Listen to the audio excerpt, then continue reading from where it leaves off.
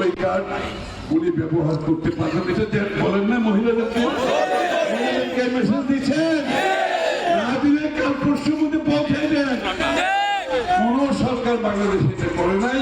কঠিন কাজ, প্রত্যেকটি বাংলাদেশের যিনি ঘরের মালিক, যার কোনো বেতন নাই, সকাল থেকে রাত পর্যন্ত পরিবারের সব কাজ করে, তার জন্য ২৫০০ টাকা পর্যন্ত কার্ড দেওয়া হবে, উনি খরচ করবেন।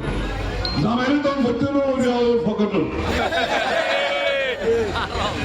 ওর খরচ, এটা বিশাল ব্যাপার না।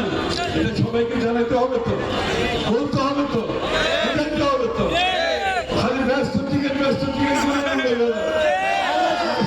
বলতে হবে না, এটা পৌঁছে দিতে হবে, এই মেসেজ পৌঁছে দিতে হবে। তাদের বক্তব্য শুনেছেন না? তার পক্ষে ছিল, এই 111-এর পক্ষে ছিল না? বিএনপির মন্ত্রিত্ব করে বিএনপির বিরুদ্ধে বক্তব্য রেখেছে না? 111 হওয়ার সাথে সাথে সব সুর বদলে গেছে। বক্তব্য রাখতে চাই, সবাই এখান থেকে গিয়ে ভোট গণনা করে হাতে আপনি ভোটের রেজাল্ট না পাওয়া পর্যন্ত অতন্ত্র প্রহরীর মতো ভোটের আগের রাতে পাহারা দিতে হবে।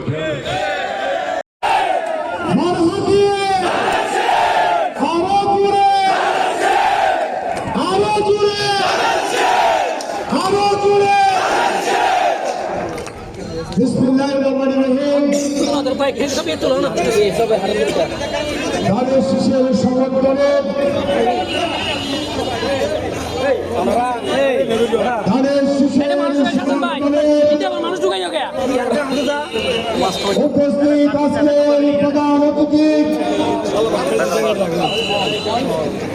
বাংলাদেশ জাতীয়তাবাদী দল বিএনপির স্থায়ী কমিটির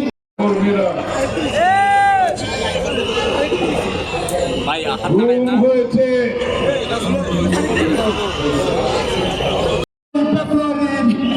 বিপ্লবী ভাইরা, আপনারা জেগে ওঠেন।